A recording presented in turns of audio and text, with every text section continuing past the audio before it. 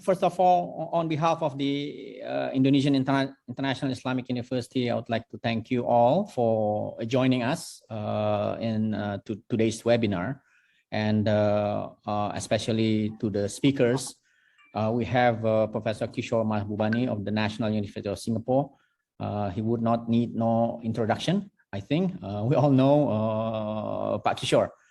And then also we have Pak Joseph Wanandi, Vice Chairman of the Board of Trustees of Center for Strategic and International Studies, CSIS, joining us as well. And we have Chairman Willoughby from the International Studies Department, the La Salle University in the Philippines. Thank you, Charmaine. And also my colleague, my dear friend, Dr. Evan Laxmana from the Lee Kuan Yew School of Public Policy. So we have a mix of young scholars and more senior scholars, so to speak.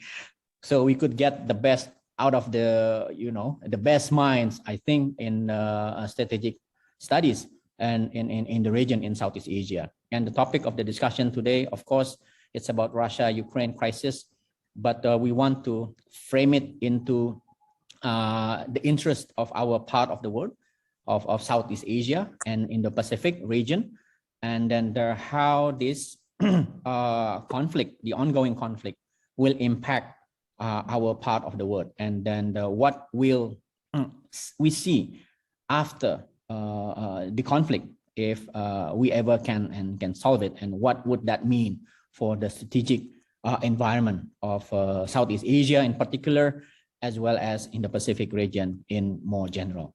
Now, we have about 1.5 hours for the discussion. So I would just invite Professor Kishore Mahbubani first to share his thoughts on the ongoing issue between Russia and Ukraine, and of course, how it would impact us here in the region. Professor Kishore, the screen is yours. Thank you. Should I just speak for 2-3 minutes? Is that all right? Or... Well, I think for you, it's going to be 10 to 15 minutes. Oh, yeah, very kind. But there are much more distinguished people on this panel. And I guess I'll speak for maybe 10 minutes or so. I think the first thing to note about the Ukraine crisis is that this could have been predicted, and actually was predicted, by great strategic thinkers a long time ago. And I'll give you 2 or 3 examples. The first example, of course, is that the man who was the greatest strategic thinker for the United States in the Cold War was George Kennan. He actually formulated the containment policy against the Soviet Union. And of course, after the collapse of the Soviet Union, that was a big victory for the US. And as you know, the US began to expand its influence, and then decided to try and enroll some countries in East Europe into NATO.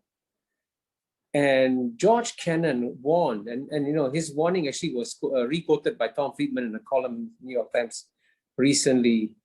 And this is what he said. This is in 1997, 25 years ago. He said, I think, quote, "I think it's the beginning of a new Cold War.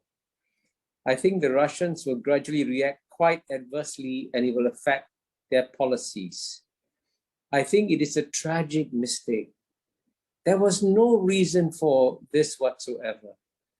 No one was threatening anybody else. This expansion of NATO would make the founding fathers of this country, United States, turn over in their graves." And then he adds, "We have signed up to protect a whole series of countries, even though we have neither the resources nor the intention to do so in any serious ways." And he adds, "Don't people understand? Our differences in the Cold War were with the Soviet communist regime. And now we're turning our backs on the very people, the Russians, who mounted the greatest bloodless revolution in history to remove the Soviet regime." So this is 25 years ago. George Kennan warned, if you expand NATO, you're slapping the Russians, And frankly, as history now shows, going against commitments that were made by various Western leaders, including James Baker, including Genscher, to the Russians, that NATO would not be expanded, right? But it kept expanding. Now, it kept expanding up to the former Warsaw Pact countries, and maybe even Lithuania, Latvia is one thing. But when the United States announced in 2008, as you know, at the NATO summit, that Ukraine and Georgia would become members of NATO, I think that's when a red line was crossed. And that's why even a very cautious person like Henry Kissinger, and as you know, we all, I think Yusuf Vanandi knows Henry Kissinger very well. He's a very cautious person. He doesn't speak out unless the situation is really, really that bad. But then in 2014, he wrote an article in the Washington Post warning that the West must understand that to Russia, Ukraine can never be just a foreign country. Russian history began in what is called Kievan Rus. The Russian religion spread from there. Ukraine has been part of Russia for centuries, and their histories were intertwined before that. And so that's why he says in the same article, Ukraine must not join NATO. And you know something? This war, this very tragic war, could have been avoided by a compromise solution from both sides, where Ukraine is free to determine its own future. But at the same time, there's also a commitment from everybody that Ukraine may be a neutral country, will not join NATO, and will not join in the entire coalition. And that compromise could have prevented this war. So one of the great puzzles is, why is it the Western states, which still have at the end of the day the best strategic think tanks, the best known strategic thinkers, the best universities, couldn't come up with a simple compromise solution to prevent the war? So that's my first point. The second point, of course, at the same time, there's absolutely no question that the Russian invasion of Ukraine is illegal. It has to be condemned. It violates all the rules of the international order that we have created. So even though whatever the justifications may have been, what Russia has done is unacceptable to the international community.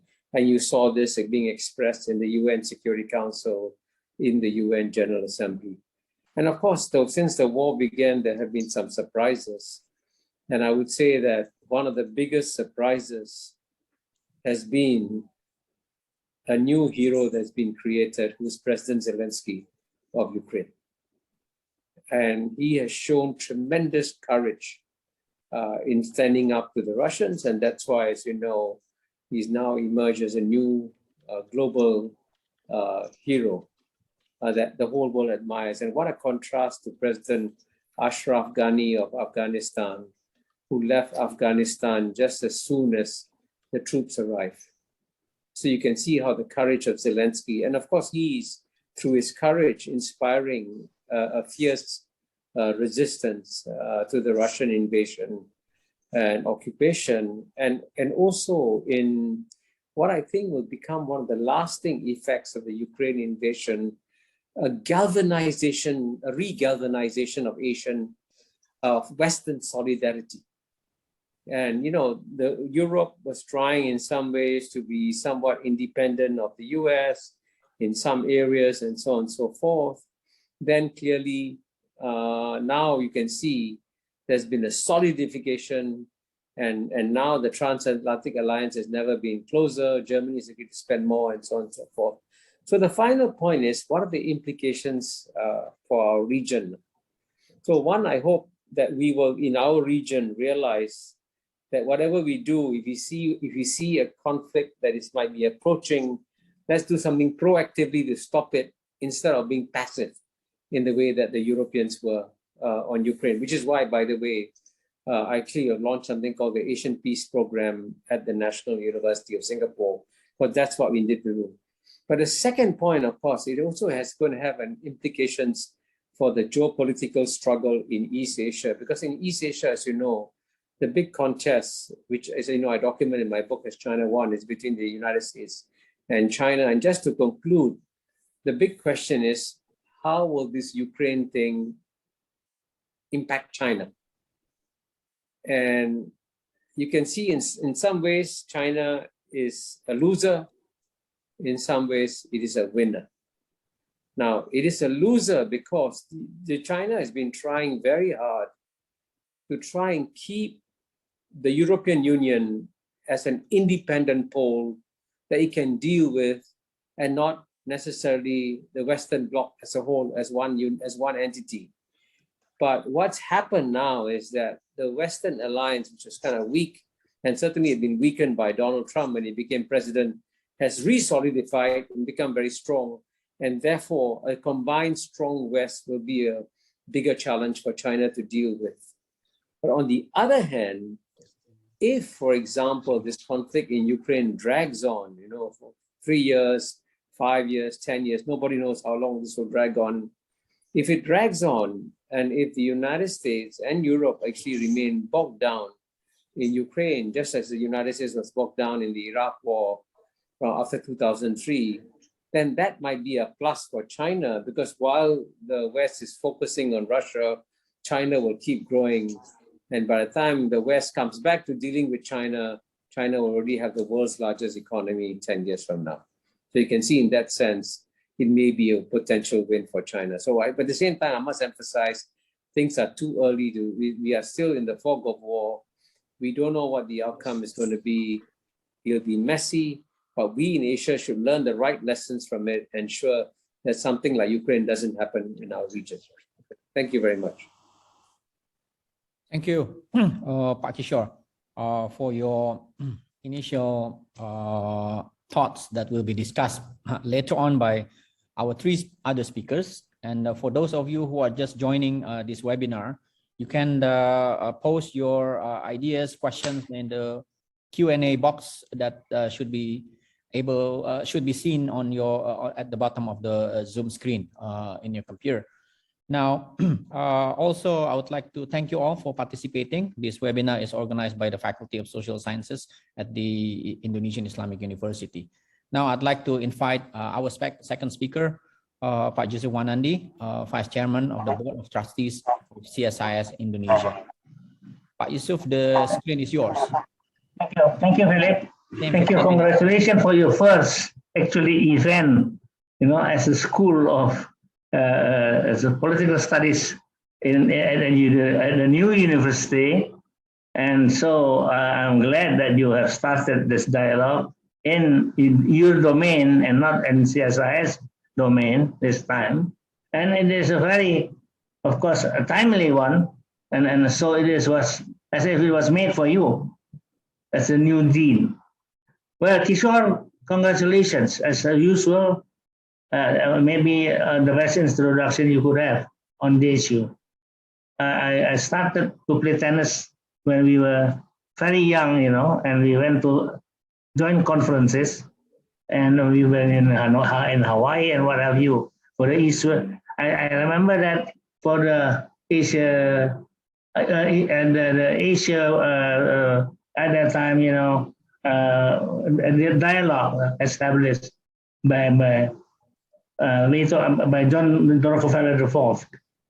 Anyhow, thank you for this opportunity to express myself on a very important but very difficult topic indeed.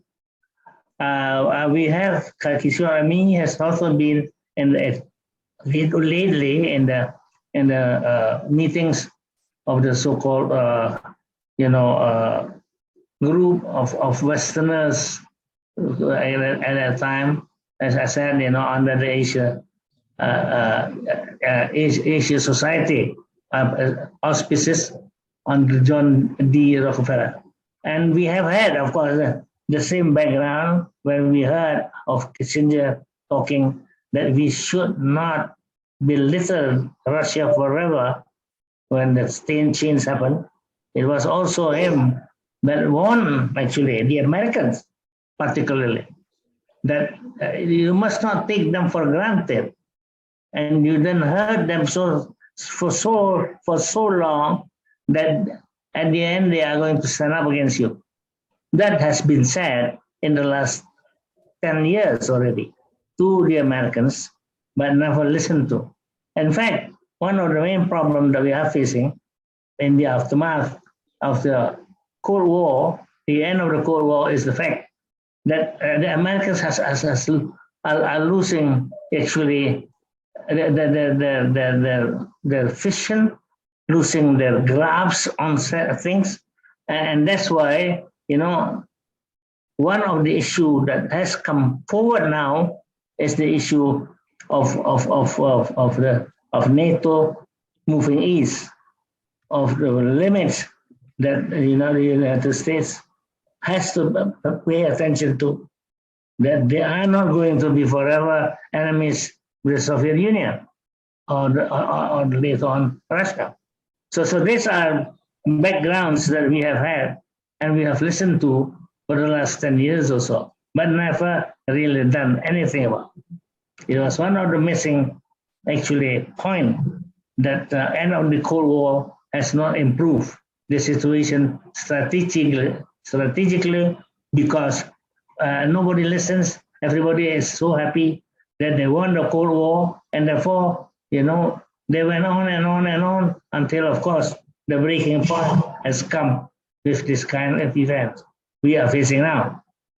Now, I number one. Number two, I will immediately, say that now it's our task also in East Asia not to fall into the same stupidities. And that's why, this event, although it's on another part of the world that we have to deal with, definitely open our eyes also what could happen in this part of the world. And that, of course, is a very critical issue for us. And we must not take it so lightly, also taking it for granted easily. So that is another problem that we are going to face in the future. And the challenge is real because we don't know what the impact is going to be at the end of the day. 3 years, 5 years, who knows? It depends on this president of theirs who has given so much actually balance to the situation, and therefore we have to. East Asians, I would like to argue, have to sit down together and argue about all this impact that we have now facing in not only the other part of the world, but also in our part of the world. It could be that, that this our part is also missing the boat because now we have seen already what could happen, in the last a few years. And that is definitely against our national interests and regional interests. And we have also to concentrate on our part, what the impact is going to be and what could be done, therefore together in our part of the world. Let me end here because there are so many that would like to listen to others. Thank you for the introduction of the program, Philip. Thank you, Pak Yusuf. So if I may, from the first two speakers, the two strategic thinkers, that is number one, the conflict or the crisis could have been avoided should we really pay attention to the consequences of the end of the Cold War. And then instead of, but what has been happening in the past decades, 3 decades, that we probably missed that kind of opportunity to think really about the consequences. And secondly, to our part of the world, East Asia or Southeast Asia or Indo-Pacific region, if you will, I think Pak Yusuf as well as Pak Kishore mentioned that we should learn very critically about what happened in between Russia and Ukraine. That we do have our own problem, and Pak Kishore actually reminds us there are possibilities of we need to think about how it will impact China. Of course, China is a giant in the region, and then it might affect China in the losing term or winning term, as you already mentioned earlier, Pak Kishore. Now, I'd like to invite our third speaker, if I may. I'd like to invite Charmaine Willoughby from the International Studies Department of the De La Salle University in the Philippines. Charmaine, the screen is yours. Thank you so much, Philip. Good afternoon to everybody. Let me express my thanks to the Faculty of Social Sciences of the Indonesian International Islamic University for organizing this, this timely webinar. I'm also extremely honored to join the conversation and be part of such a distinguished panel of speakers. The tensions in Ukraine have been brewing for some time now, and Russia's actions are indeed very concerning as they violate the very foundations of the rules-based international order that has been functioning, albeit imperfectly, since 1945. The effects of the invasion spill over to other parts of the world, and these will reverberate in several levels. The first level of impact is in the empirical realm. Events may still be unfolding, as it has been mentioned, but an unprovoked invasion such as this translates first and foremost to a humanitarian crisis. The United Nations reported over the last several days that around 100,000 Ukrainians have already been internally displaced, and over 500,000 people have fled Ukraine, with majority crossing to Poland and to Moldova. This is a lot of movement in under a week. Refugees will need access to shelter, food, water, health and medical support, all of which require additional funding. This changes the dynamic in the receiving countries. And this can pose a very big challenge indeed. Another real world impact of the Russia-Ukraine crisis is in the economic sphere. In the Philippines, our initial statement was to stay neutral, because apparently Europe is not geographically proximate to us and will not really affect us. I am glad that that statement has now been revoked, and our Department of Foreign Affairs has released a strong condemnation of Russia's actions. A country like the Philippines cannot afford to be neutral on something like this, because while the invasion is political, its effects are economic. And as we know, what is economic can also be very, very personal. Russia and Ukraine are top producers of the world's wheat, and the global supply from these two will be severely disrupted by the war. Now, I'm no expert in economics, but this much I know, that when the supply is low, the prices go up.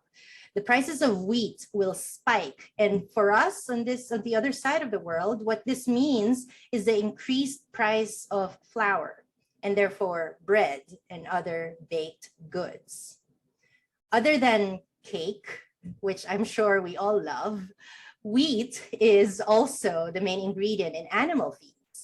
If the prices for feeds go up, then so will the prices of meat, cake, and steak, ladies and gentlemen. Once we understand that faraway Ukraine is a gut issue, it's a kitchen table issue, we realize that we cannot afford to not take a stand.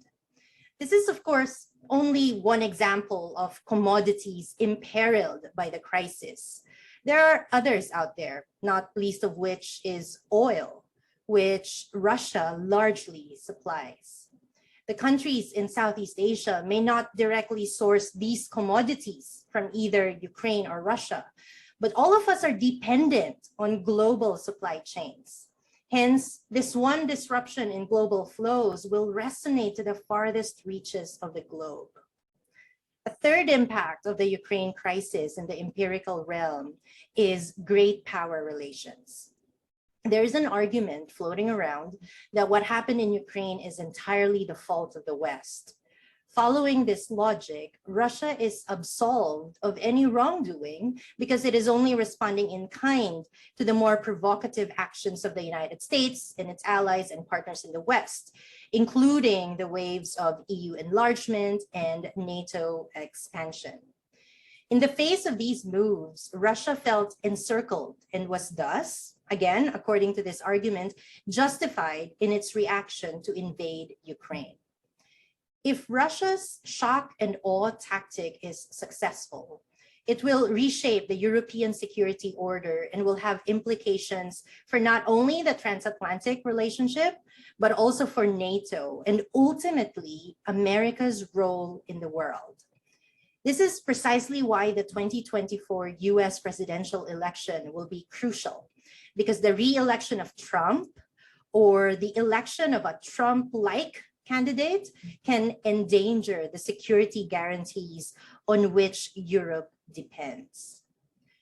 All this does not bode well for the Indo-Pacific, where China, it seems, is patiently waiting in the sidelines.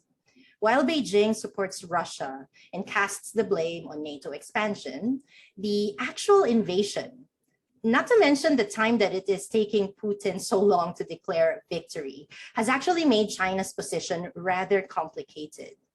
On one hand is the hope that Russia can one day support China's territorial aspirations in this part of the world. But on the other hand, China's alignment with Russia now casts further doubt on the already tarnished Chinese credibility and soft power. And I say tarnished because the COVID-19 pandemic did not help matters much in advancing and solidifying the world's faith in China. Instead of reaping the benefits of the Belt and Road Initiative and widening its reach, China's support of Russia invites rivals to balance against it, thereby warding off potential partners. In this context, we cannot deny that the Ukraine crisis has empirical effects and spill over to regions beyond Europe. The unfolding humanitarian crisis, the long-term and indirect economic fallout, and great power dynamics reverberate and can definitively change the geopolitical dynamics in the Indo-Pacific. But just as important, and this is the second part of my remarks today, is the normative impact of the crisis. The liberal rules-based international order has been our operating framework since 1945. The system is functional, but it is imperfect. Collective security arrangements like NATO have not been able to prevent the fallout from the breakup of the former Yugoslavia or the after effects of Syria. The UN has not been able to stop China's assertive moves in the South China Sea. And the EU has not been able to come to terms with Russia at the end of the Cold War, thereby preventing the outbreak of this crisis today. This brings me back to the original question posed by the esteemed E.H. Carr in his seminal work, The 20 Years Crisis. Should we really put our faith in international institutions?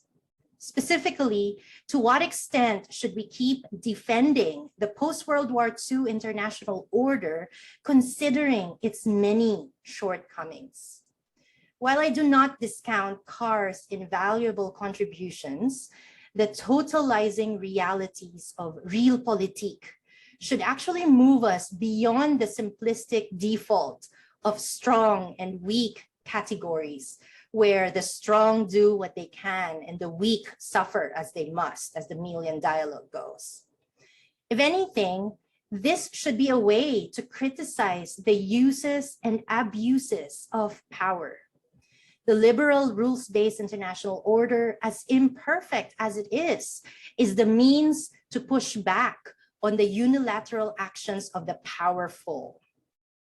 Hence, the first normative impact of the Ukraine crisis is that it brings to the fore once again the challenges that the status quo international order confronts, as well as the enduring norms and values on which it stands and continues to defend. But this also pushes us further into thinking critically about how we, as scholars and as peoples, think about the world and our place in it. International orders do not emerge out of a vacuum. The current one that we have is tied with the birth of the discipline of international relations in 1919. And we trace the truth of what we speak to 1648 in Westphalia, even go as far back in time, in the time of Thucydides. Our lineage is long and strong, we like to boast. Our lineage, however, is also chock full of loopholes. Our entire worldview, on which today's liberal rules-based international order is anchored, hinges on the seemingly eternal centrality of the state and its attendant concept of sovereignty. And yet, the problems that we confront today, the pandemic, humanitarian crises, economic fallouts, climate change, transcend our territorially based conceptions about the world. And so this is where we are now, confronted with an internal contradiction that the actors and the means that we have are state-based, but the problems that we face do not care about territory or sovereignty. But let's be real. I'm sure I'm not alone in my reservations about an emerging new world order without states, because that can unearth the even more complex threads of identity politics. However, it is certainly worth thinking about the more deeply embedded we get in this era of globalization. So in closing, let me reiterate that what happens in Europe, or in the Indo-Pacific for that matter, do not stay in the region. Impacts of crises such as this reverberate and are felt in different parts of the world and in several levels. At the empirical level, we can expect an unfolding humanitarian crisis, an eventual economic fallout, and continuing tensions between and among the great powers.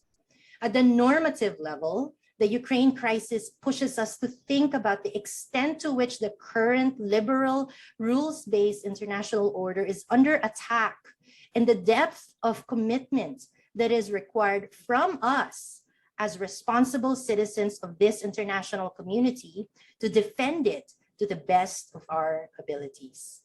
Let me end here and let's exchange ideas later about how we can better create an international or regional security order that can best serve our interests in our present realities. Thank you. Thank you, Charmaine, and thank you for noting the impacts of the crisis between Russia and Ukraine on the two realms, the empirical realms and as well as the normative ones. And I think this requires us to rethink about so many things about the international institutions that have been created in the post-Cold War, post-World War II, and then how should we rely on the international institution and so on and so forth. And also it is about great power relations.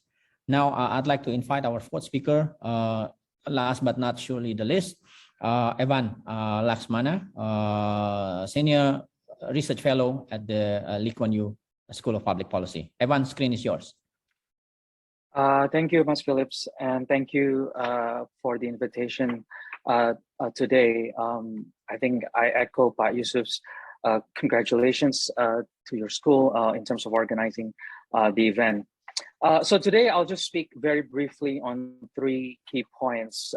First of all, why should Southeast Asia care about what's going on in Russia and Ukraine?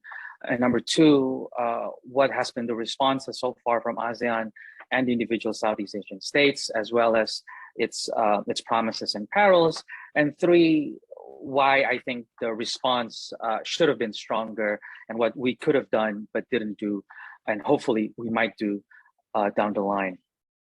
First of all, I think all of the other speakers have talked about the big picture in terms of great power politics, in terms of the changing European security architecture, as well as the direct normative and empirical implications to the region. But I'd like to zero in on a couple of key points of why I think Southeast Asia should care more with regards to what's going on.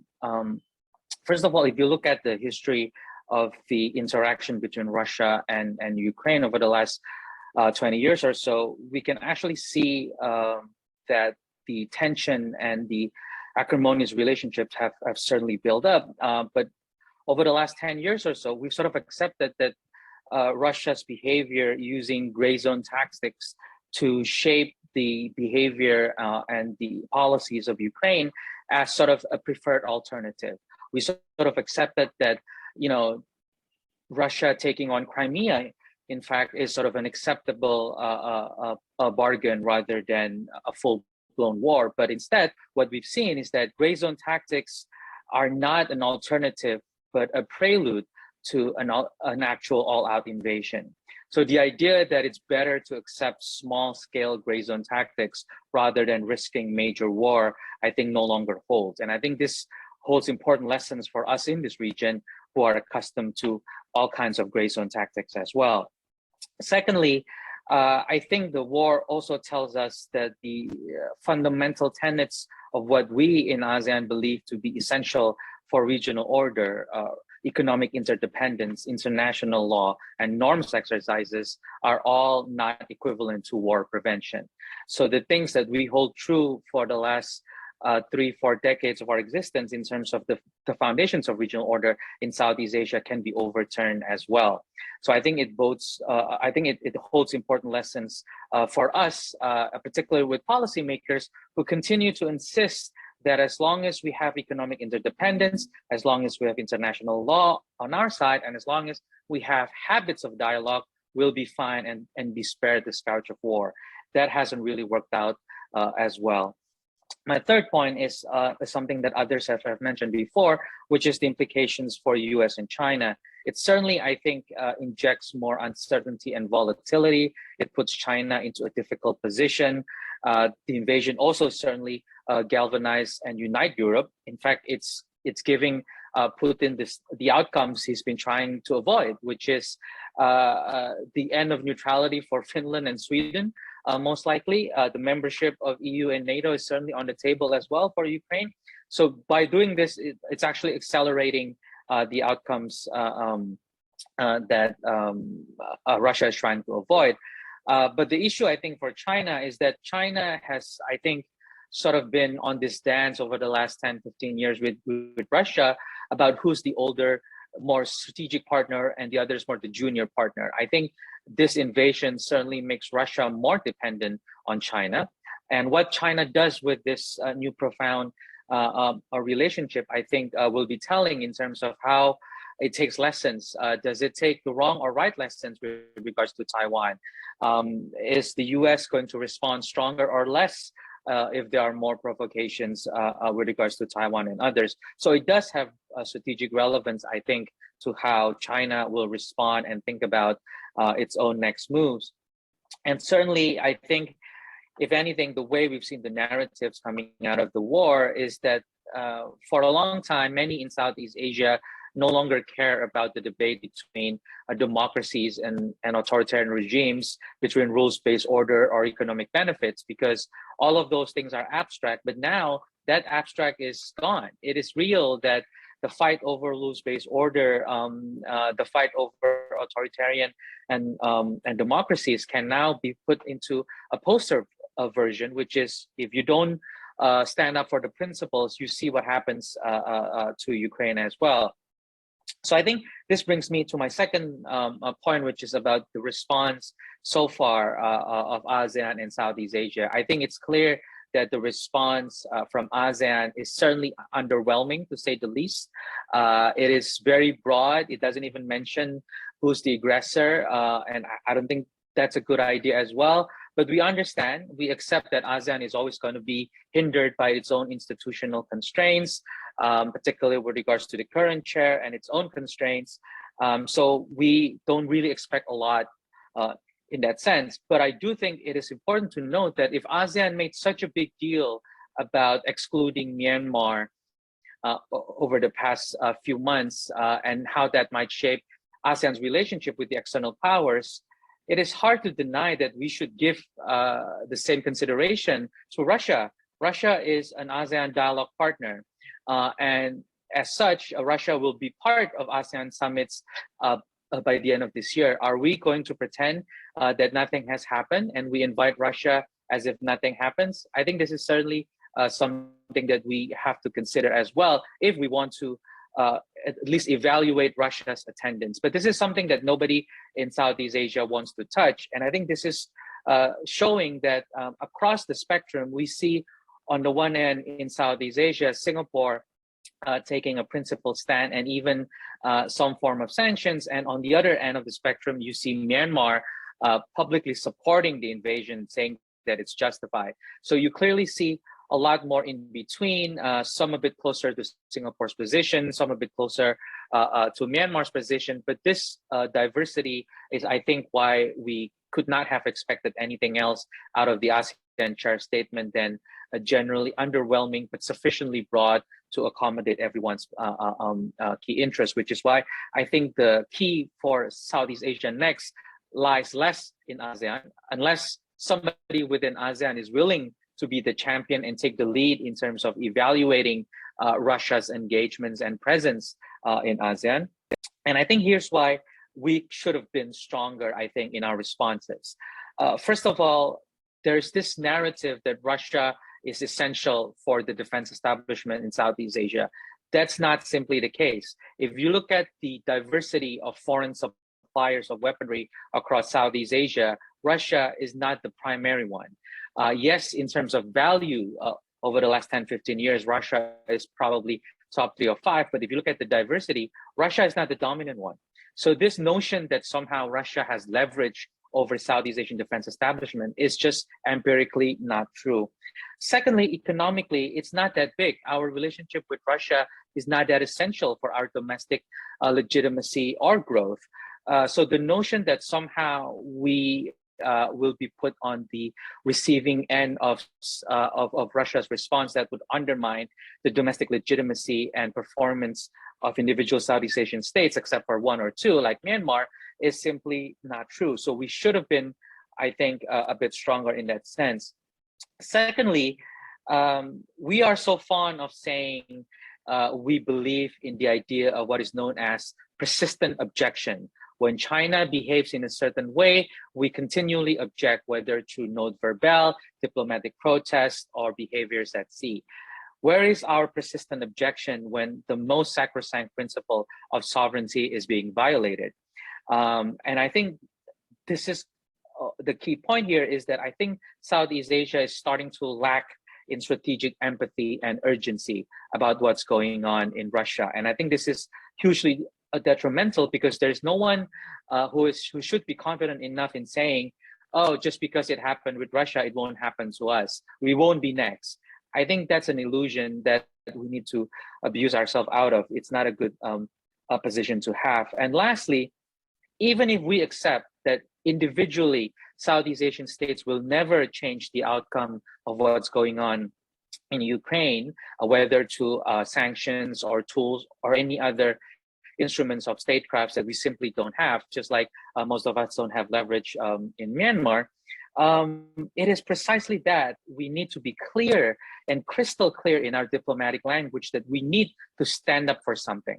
We need to stand up for the principles that we always said to be sacrosanct for us. And the fact that we haven't been doing that, I think will come back and haunt us, because I don't think the world is going to be prepared to let us go and take us off easy because we simply wavered and stay neutral. In fact, I would quote Huang Letu's latest piece today at Nikkei Asian Review: by pretending to perform neutrality, we're actually effectively being neutralized. Thank you. Great. Thank you, Evan, for your detailed and spot on, I think, presentation on the issues, and then your questions about where is our persistent objection, where the most sacrosanct principle of sovereignty is being ignored. And I think that's one thing that we need to discuss more in Southeast Asia, because it could happen as well in our part of the world. Now, we still have about 30-40 minutes for discussion. There are so many questions in the chat box and in the Q&A box. If I may start with two questions that I think interrelating with each other, and then I will invite the four speakers to respond. Number one, there's a question from the Korean mission to ASEAN in Jakarta, asking about how would the EAS, the East Asia Summit, look like this year? Would EAS, some kind of producing a stronger act about what has been happening in Ukraine? That's number one, a question about the EAS. Number two, Pak Kishore mentioned there are a few questions about this. Pak Kishore mentioned about China, and then Taiwan, of course, comes into mind in this regard. And then how should we speculate, quote unquote, how China reflects on Russia-Ukraine war, taking into account the problems of Taiwan and South China Sea? And I think these two questions should keep the four speakers busy, in responding. If I may invite Pak Kishore first. Pak Kishore.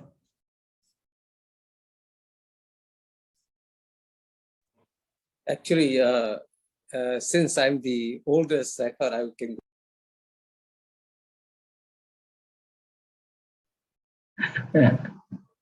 Is older than me. Question on the EAS. I think it's too early to tell. I think the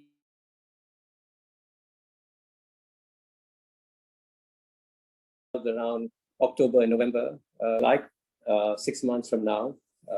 And frankly, as you know, we have two, at least possible, maybe many more, but at least two extreme alternative outcomes. One is, of course, Russia completely fails, and that Russia remains bogged down in a long conflict in Ukraine. The resistance is fierce, and at some point in time, Russia is being bled and maybe has to leave. The other alternative, of course, is that Russia succeeds.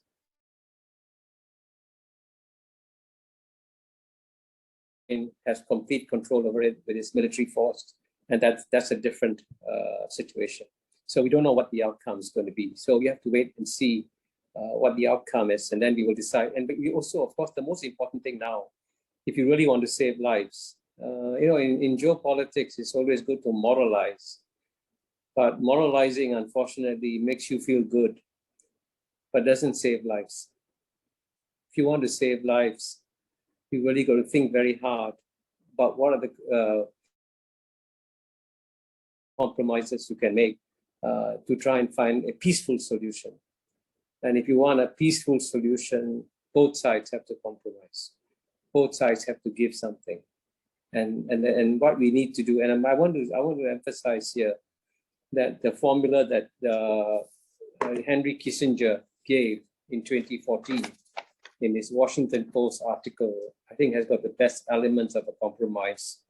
Number one, Ukraine should have the right to choose freely its economic and political associations, including with Europe. Number two, Ukraine should not join NATO.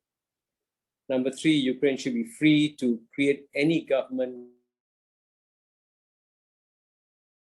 Number four, it's incompatible for Russia to annex Crimea. It's illegal, but you can find a way of creating Crimean autonomy that enables Russia to use the naval base. So there are ways and means of finding compromises. So that's what I think we should be focused on if we want to avoid a worst case outcome.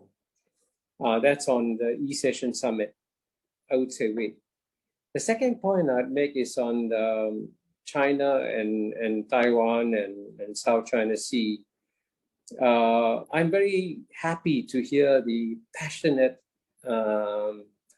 defense of the liberal rules-based international order, because I share that passion. And I wrote a book called The Great Convergence, explaining the great threat to the liberal international rules-based order. And I pointed out a fact that I think very few people want to say publicly, that after the end of the Cold War, the United States decided that a strong United Nations is not in the interest of the United States. This was told to me directly by a former director of the National Intelligence Council. And having been ambassador to the UN for 10 years, I saw vividly in the trenches every day how the UN was weakened. So the UN is weak today, not by accident, but by design.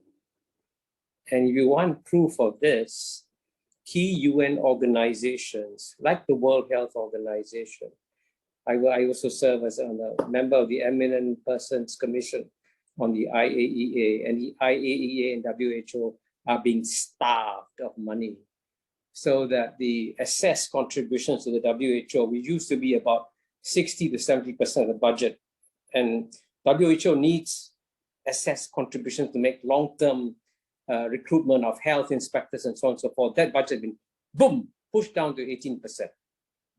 Who did that? The United States and the West did that. Where were the great defenders of the liberal international rules-based order? Why didn't they speak out and say, hey, you're weakening our liberal international rules-based order? Why are you only waking up now? What happened? So I think you and I believe that the way ASEAN can be helpful is that we position ourselves as a helpful, neutral participant in this episode and try and find ways and means of contributing to the solution. There's enough moralizing being done by enough people in the world. I mean, the principles are clear, but we want at the end of the day to also contribute something effectively to finding a solution. I think that's what ASEAN can be doing. And I want to add here another very important point. Everyone thinks, just quickly, I mean, you can find this in my book, The ASEAN Miracle. There's no doubt that the EU is still the gold standard for regional cooperation. ASEAN is far behind, no question whatsoever. But when it comes to issues of war and peace, since the end of the Cold War, when the Cold War ended, you will ask yourself a very simple question. Where would the next wars fight break out? Near the European Union or near ASEAN? And the answer would have been near ASEAN, backward, terrible third world countries. Europe so advanced. And guess what? In the last 30 years, the most vicious wars have been fought on the borders of the European Union, including Yugoslavia, including Georgia, and now Ukraine. And guess what? The guns have been silent all around ASEAN. And we in ASEAN don't even realize what a miracle it is that ASEAN has kept the guns silent in its inefficient talk way. We have kept peace in our region. And the European Union has delivered wars to its region. So if there's one organization that needs to do deep reflection on what it did right or what it did wrong after the Cold War, it's the European Union.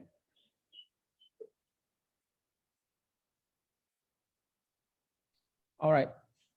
Thank you, Pak Kishore. Pak Yusuf, would you like to respond on the question of the EAS, and also how do you think China reflect on Taiwan and South China Sea? I first agree, of course, with the first point, that Kishore has made, but it comes now to the point, Kishore, according to me, that this is no more adequate, what we have had so far, and that we have to look for much more concrete methods as well as rules to be able to survive in the future. And here, of course, you can see already what is happening now in Kiev. You already can see that some of these examples already, sometimes already has been deliberated in our part of the world. And that is a very bad sign. So that is number one. Number two, I think, I don't know, Kishore and me, I think agree that we have to be close to China because we think that the Chinese has a lot to do with our future. And therefore, whether you like it or not, you have to influence them if possible. And I think they are still able to do so to a certain extent. And I think that is from my standpoint. I think Kishore personally agreed to that. We have to do that because there is just no other way for the time being to influence them. So that is a critical issue that we also in ASEAN has not grasped. And the East Asian Summit, for instance, has been mentioned. And it is a very important institution. But we have never used it, as a matter of fact. And that will be hurting us in the future. So these are things that we have to look into and as much as possible are able to discuss with each other and come with some concrete results in the future, because what is happening is no more adequate, according to me, to be able to solve our problems in the future. All right, thank you. Now to Evan and Charmaine, I slightly changed the question. How would ASEAN reflect on Taiwan and South China Sea, given what happened between Russia and Ukraine right now? Charmaine, please, screen is yours. Thank you. It's easy to draw parallelisms between these cases and these possibilities, and you know, even if we say that, well, the circumstances are vastly different, there are different dynamics here than in Europe, we can still draw some lessons from what has happened in Ukraine to prevent the outcome from happening in this part of the world.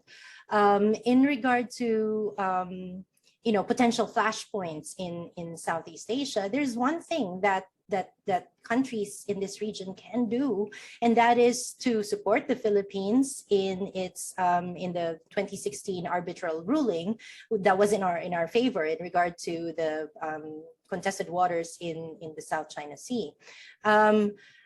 However, that being said, we are very happy that there are some states that have really come out and explicitly stated their support. But the onus is really on the Filipino people. Our elections are coming up in May 2022, and it is really incumbent upon Filipinos to choose a leader that who can really push and leverage the 2016 arbitral ruling. Because if we end up with a president who will not use the arbitral ruling, then we can potentially see, you know, similar trajectories that have happened in Europe to also happen here. So in this sense, you know, there is a point where our interests can definitely converge, and we have an instrument where we can really leverage that interest. Thank you, Charmaine. Evan? Sure, a couple of points. First, while I'm generally sympathetic to the notion of China taking geopolitical lessons from the conflict, and I'm very sympathetic to the notion of geopolitics as the linchpin of regional order, I think oftentimes we overlook the role of leaders, right? The arrangement that Pa Kishore mentioned have already been put forward. And in fact, as part of the agreement in '94 for Ukraine to let go of its nuclear weaponry that was from the Soviet Union, was actually that Russia will respect the territorial sovereignty of Ukraine, which of course didn't happen. So for me, I think the challenge of taking on a geopolitical template to solve the current problems is that we cannot ignore the leaders' perceptions and drivers. Fiona Hill, which is a much more of a Putin expert, actually shows that those order structures that Kissinger made was simply not good enough for Putin. Putin wanted a different set of order based on his own beliefs of how the history keep on redrawing the borders of Russia. And I think that's a much more powerful explanation. So my worry is that what Xi Jinping is going to be thinking about, and less about China as the state, but what does Xi Jinping wants out of this? I think right now the lesson is certainly not a very good one, as in They realize the behavior actually galvanizes the West. It unites the West in a way that hasn't been united in a long time. And it certainly puts China at a disadvantage, because one of the ways that China has been influencing developments in Europe is by splitting Europe from one another. And I think that will be much more harder. So I think, to be honest, I'm on the side of looking at China will be even more cautious with regards to Taiwan rather than be more assertive, because I think the reaction so far has been quite surprising. Secondly, I think in terms of Southeast Asia themselves, I think we are still stuck in two main questions. One, now that we've seen all of this unfolding and we've seen our own experience over the last few years in the maritime domain, we still haven't quite found the balance between, do we favor strategic autonomy as in every country for themselves, regardless of our neighbors, or do we find ways to develop collective security better? And I think the answer boils down to what extent is ASEAN a part of that equation? I think some countries in ASEAN are considering non-ASEAN options better. Some countries like Indonesia still cling on to the idea that ASEAN is a strategic panacea for all of our foreign policy problems. And depending on which way your answer goes in terms of how central is ASEAN in your options, I think you'll see the balance a bit shifting between strategic autonomy and collective security. The second part, which I think is essential, because it's not just relevant in terms of what's happening in Ukraine, but also in our experience with Myanmar over the last year, which is ASEAN as an institution, separate from the Southeast Asian states. ASEAN as an institution before and after the charter are different. Now that we have a charter, we need to realize the charter is far from perfect. We don't have a crisis management tool at all. We have a dispute resolution, but not the same thing as crisis management. So in the absence of crisis management, how does ASEAN as a grouping, not the individual Southeast Asian states, can actually be more assertive? Because the truth of the matter is ASEAN doesn't, float freely and have pieces to solve. ASEAN has to be driven by the leaders of Southeast Asia. And unfortunately, since the generational transition of Southeast Asian leaders, that persistent collective feeling of working together using ASEAN is not there. ASEAN doesn't exert an independent causal effect for peace. ASEAN is at best a window or a door created by the leaders, but the leaders have to walk through the door. They have to work together. So coming to ASEAN meetings and issuing statements and fighting for one sentence in that statement does not make peace. So I think it's a mistake to suggest that the presence of ASEAN alone is sufficient for peace. It's not. And this is where I think the challenge lies within the individual Southeast Asian leaders. Are they more willing to let go of some of their more narrow domestic interests, not necessarily for some altruistic moral purpose, but to actually work for collective security and collective strategic interests, not for some abstract notions of, I want to feel good by moralizing. And I think this is where the responsibilities of Southeast Asian leaders, which we cannot absolve them from, they have to be able to take the difficult questions and do something. My worry is that by buck passing that responsibility to ASEAN, hey, as long as ASEAN says a statement, I don't need to say anything, right? I can just sit quietly and figure out my domestic economic recovery. And this is where we are right now. And I think it's not sustainable. Thank you, Evan, for your response. And I think the four speakers actually, in a way, responds to so many questions in the chat box Q&A, and so I would not read question by question. Now, probably, if I may, Evan's last response seems to me that it is kind of responding to Pak Kishore's response to the questions, right? That ASEAN, you are not saying that ASEAN is sufficient actually, but you are saying that Europe has more problem than ASEAN and Southeast Asia. Now, Pak Kishore, if I may, how would you respond to Evan's statement just now, if I may? Thank you.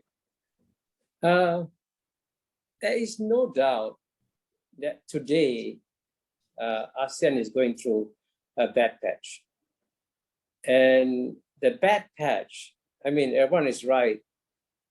We rely a lot on the ASEAN leaders.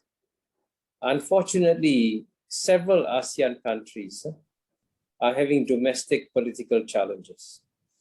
Number one, of course, is Malaysia. And I think in terms of its political evolution, Malaysia, I think, is going through one of its roughest times. And the reason why that's critical is that the Malaysian leaders have traditionally been one of the strongest custodians of ASEAN. And then the second country that is facing real political challenges is Thailand. And Thailand also has been a traditional leader of ASEAN. In fact, ASEAN was created in Bangkok, and the Thai leaders feel a certain degree of affinity about protecting ASEAN. But right now, as you know, the Thai political scene is very difficult, very muddy. And then, of course, at the same time, Philippines is going through a political transition, I think this year. And we don't know who's going to be the next leader of the Philippines and what direction the next leader of the Philippines will take. So we are having all this. And then to add to all that, of course, we have Myanmar. And I think Myanmar will be a drain on ASEAN's attention and capacity, I think, for another year or two. So you combine all these factors and you can see why ASEAN, relatively speaking, is quite weak today compared to where it was in the past. But having said that, I always emphasize that the strength of ASEAN lies in its weakness. And because ASEAN is weak, everybody trusts ASEAN. And because everybody trusts ASEAN, ASEAN pulls off miracles. Now, when future historians write about our year 2022 and ask about which events changed the course of world history, there's no doubt that the Russian invasion of Ukraine has changed the course of world history. But there's another event which will change world history even more, and that event was created by ASEAN, the weak ASEAN. And this was the launch of the Regional Comprehensive Economic Partnership. Now, people don't realize that the three biggest economies in East Asia are actually China, Japan, South Korea. They are incredibly dynamic economies. You take the leaders of China, Japan, South Korea, put them in a room together, three of them, and ask them to negotiate a free trade agreement. First, you'll have difficulty getting them to sit together. Even the United States couldn't get Japan and South Korea to attend a press conference, okay? Because of the South Korean objected to something the Japanese said, and so on and so forth. There are arguments within Japan and South Korea. Now, these are countries that can barely talk to each other, right? And what did ASEAN deliver? ASEAN delivered a free trade agreement. Effectively, RCEP has created a free trade agreement among China, Japan, South Korea. And believe me, that's going to give a huge boost to economic growth in our region. And the only organization that can claim credit for the RCEP is ASEAN. And it accomplishes because it is weak. So unfortunately, we in ASEAN, I fear, undersell ASEAN. And ASEAN has number one, if you talk in terms of the key goals of regional organizations, are to deliver peace and to deliver prosperity. ASEAN has delivered peace. There has been no major interstate war in the last 30 years. Whereas all around Europe, and I point out, you know that the Yugoslav war was a result of differences between the Europeans themselves. As you know, Germany supported one side in the Yugoslav war, France supported the other side. It was a proxy war between two European Union states. Surely we know that, right? Surely we know that. Whereas we didn't do that. We didn't have proxy wars between any two ASEAN states, and we kept the peace. And not only that, we have delivered prosperity. Now, let me show you how impressive ASEAN's record is, okay? In the year 2000, Japan's GNP was 8 times the size of ASEAN, 8 times. Today, Japan's GNP is 1.5 times the size of ASEAN. By 2030, ASEAN GNP is bigger than Japan. This stupid, weak ASEAN has delivered an economic growth story that is amazing. So why are we underselling ourselves? Why do we keep on, frankly, one theme I write about is about the need for the Asian mind to be decolonized, okay? So many Asian minds remain colonized. We think that the West has got it all right. We cite Western scholars, Western names, and look at their own record. What have they done? What have they done? And therefore, don't judge ASEAN by its words, its joint communiques, its statements. At the end of the day, look at the deeds and look at what ASEAN has accomplished. And frankly, many other parts of the world are actually very envious that here we have a relatively third world region. And do any four of us worry? Tomorrow, Philippines is going to declare war on Malaysia over Sabah. Is that going to happen? Will Indonesia declare war with Malaysia over Sabah dan Ligatan? It won't happen. What happened? We have delivered a culture of peace which works. Okay? Don't ask me how it works. Okay, it's very complicated. But it works. It works. And it's done wonders for our region. So let us at least, acknowledge that ASEAN today, and believe me, as a student of regional organizations, I ask a very simple question. Which other organization anywhere in the world, regional organization, has delivered as much peace and prosperity as ASEAN has? Just name me one, please. Thank you, Pak Kishore. And I think it's a great debate going on between our speakers, and I think it's good for us to reflect. Now, probably because we still only have 30 minutes, this is our last question. Now, going back to the question of Russia and Ukraine, and we are reflecting on what should be done. If, based on the statements by our four speakers, we are questioning international institutions, international organizations. At the same time, we could not defend the basic principle of international relations, that is respecting sovereignty. Invasion certainly is disrespecting sovereignty. Now, what would be then if we do not anymore, could not rely anymore on the international institution because it is weak? And then, Charmaine mentioned about this Malian dialogue things. And then what would be the alternative? How should we go? Where do we go from here? We could not rely on the UN, as Pak Kishore mentioned earlier, given the situation in the UN. So then what should we do? Reflecting upon what happened in Ukraine right now. If I may invite Pak Yusuf first. Philip, I mean, you know that what we have done in the last 50 years or so, it is a very gradual process.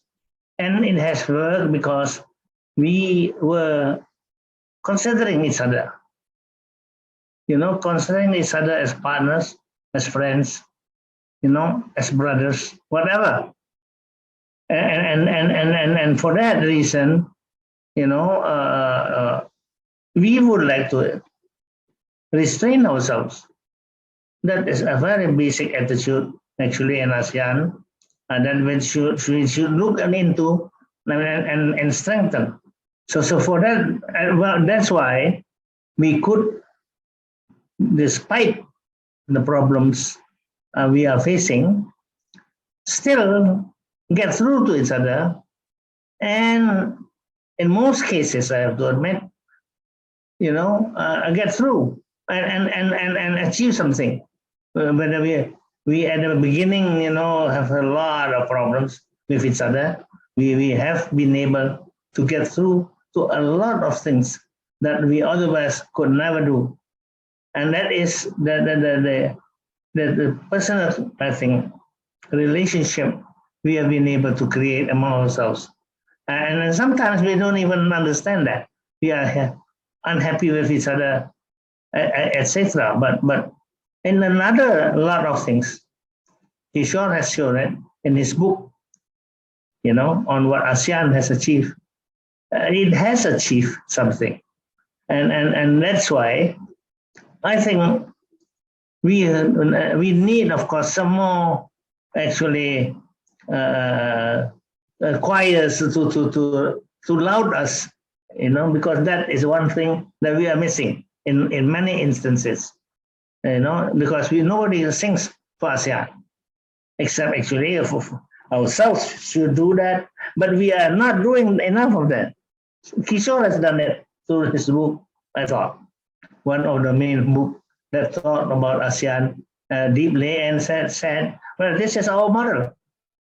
Where is yours?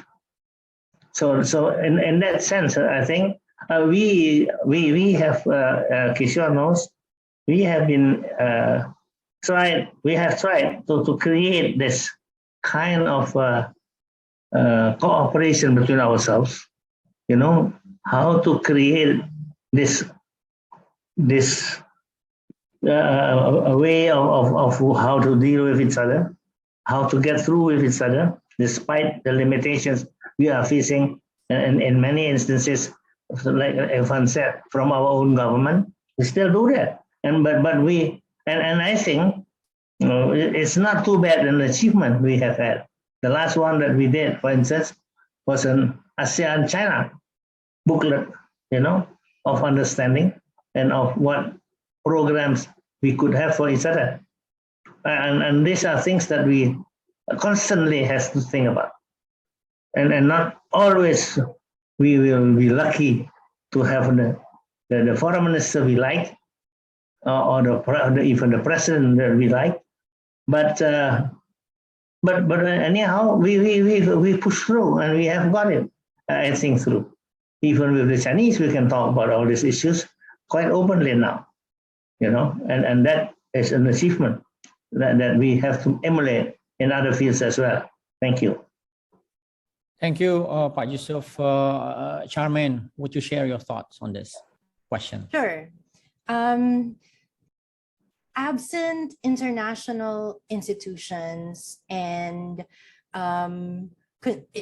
if by any chance we have no platform for international cooperation, and going by international relations literature, then I can imagine that we would go back to the default of the Hobbesian state of nature, where life is nasty, brutish, and short. And obviously nobody wants that. And history has demonstrated to us that there have been various ways, various experiments, so to speak, in how different countries have tried to cooperate with each other. So, whether that's the Concert of Europe, the European Union, the League of Nations, ASEAN, and all of those things, there have been a lot of these regimes and a lot of these international platforms for cooperation, so that we can minimize the effects of anarchy. Now, having said that, it is understandable that none of these international regimes or international institutions are perfect. That's part and parcel of reality. We have had successes, a lot of successes in ASEAN, that is undeniable, but I don't think we should rest on our laurels. International organizations, regional organizations, orders, regional and international orders actually work because the actors themselves work on making it sustainable. So it is really up to us, up to members of Southeast Asia, up to members of the international community to keep on tweaking and calibrating the international institutions, these platforms that we have, so that we can be in a better position to address and confront the problems that we are facing. Thank you, Charmaine. Evan, do you have some thoughts on this? Sure.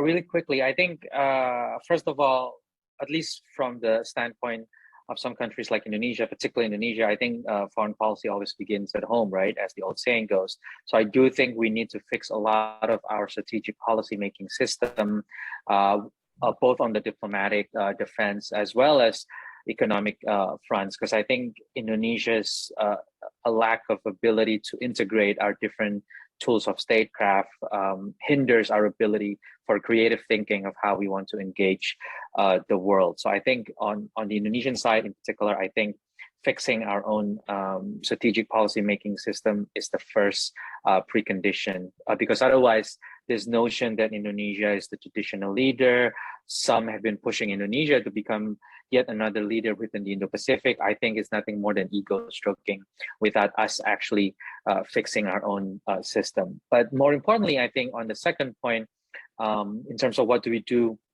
now that we are confronted with the lack of reliability of institutions and laws and norms from preventing a naked aggression right now, I think it is certainly first and foremost, at least from Indonesia's standpoint, I think we need to decide the first question: do we still want to make ASEAN work or not? Because I think ASEAN is in a weird spot as far as Indonesia is concerned. It's a weird spot in the sense that it's not the worst thing. It's useful for some things. It's not useful for everything. But the presence of ASEAN alone doesn't solve Indonesia's foreign policy problems. But we haven't been able to come up with non-ASEAN options to help address our challenges. And in some issues like the North Natuna Sea, for example, ASEAN may not be the most appropriate tool to respond anyway. So finding new options, I think, depends on our ability to answer. Do we still want to make ASEAN work, or are we satisfied to participate in the 1,500 meetings and to make sure that the statements reflect what we want to reflect? Or are we prepared to invest in new strategic resources, in developing new relationships to make sense of the new strategic geometries? Now we have, the region is being offered new minilateral arrangements like the Quad and AUKUS. We may not be joining, but it is something that's certainly appealing to other regional countries. If ASEAN cannot be the provider of public good anymore, and some of it you can see on the Quad and AUKUS, I think this is where we need to have a difficult conversation. I think if we're not ready to save ASEAN and we're not willing to invest in ASEAN seriously, from revising the ASEAN Charter to actually making difficult choices, I think it's time to develop new non-ASEAN options. Now, that doesn't mean we're exiting ASEAN or abandoning ASEAN, but we just have to accept that ASEAN is only a cornerstone, not the cornerstone of Indonesian foreign policy, and it's time to find other cornerstones. Thank you, Evan. Pak Kishore, we started with you, and now we should, end with your statement on the question. Why don't I try and end on an optimistic note? Number one, I think your focus was on international institutions and where we go from here. And here, actually, I do think that this brutal Russian invasion of Ukraine has actually made everybody realize that the rules of the UN Charter are still very relevant. And as you know, the United States took an unprecedented step, which was a good step, when the Security Council was blocked because of the Russian veto. He decided to go to the UN General Assembly and get to hear the voices of the 193 countries in the world. That was a very positive, good step. And so what we should do now is use that as a precedent. And so in future, whenever the Security Council is blocked on an issue, we should use this United States precedent and say, okay, the Security Council has once again failed. Let's go to the UN General Assembly.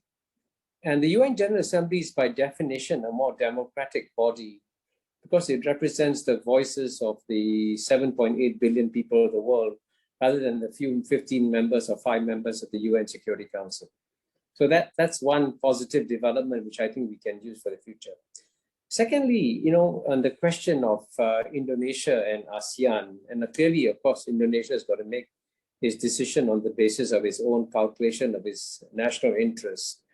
But if I was doing a history of Indonesia and talking about the greatest accomplishments of Indonesia as a nation, I would say I say this in my book, The ASEAN Miracle, by the way, that the one country that deserves the most amount of credit for the success of ASEAN is Indonesia.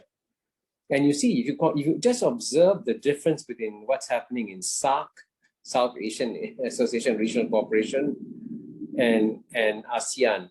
And SAARC, of course, India is much bigger. India dominates SAARC, and so SAARC cannot grow as an organization. Indonesia very wisely decided, hey, we will not try to dominate ASEAN. We will allow ASEAN to grow and prosper. And at the same time, as you know, the Indonesians have this culture, musyawarah and mufakat. And I can say, when I worked for about 30 years in ASEAN, I found that the Indonesian delegations, with their gentle, soft touch, always made a very positive contributions to the ASEAN deliberations. And of course, whether it's Mokhtar Kusuma Madja or Ali Alatas or, all the very distinguished foreign ministers you've had, they made a huge difference. And so I think Indonesia can be very proud of the fact that it has effectively created one of the most powerful regional organizations in the world, in the sense of being able to deliver peace and prosperity to close to 680 million people. And if you really had a very objective Nobel Peace Prize Committee, which we don't, you have a bunch of Norwegian old men making decisions on the basis of a Western mindset rather than an understanding of what's really happening in this region. The one country that deserves a Nobel Peace Prize, I think, sincerely, is Indonesia, because it is Indonesian silent leadership that has created a region of peace and prosperity. And I think Indonesians should take greater pride in what they have done for Southeast Asia and not run down their own achievements. Thank you, Pak Kishore. I think with those statements from the four speakers, we should end the discussion. I would not be able to summarize, of course, because of the rich discussion, but I think this is a great forum that combine policy-making perspectives as well as academic perspective. Pak Kishore, Pak Yusuf have been known as in their activities in pursuing cooperation in Southeast Asia and involved in concrete policy making, as well as I think now we have Charmaine and Evans working tirelessly on the academic side of things. So I hope that the discussion has been very fruitful. And thank you for the participants. Thank you once again to our four speakers on behalf of the university. I think our students who are participating in this webinar learn a lot as I do. Thank you very much and have a good day. Stay healthy and see you again in the next event. Thank you. Bye-bye. Thank you, Pak Kishore. Thank you. Bye-bye. Thank you. Bye-bye. Thank you, Evan. Thank you.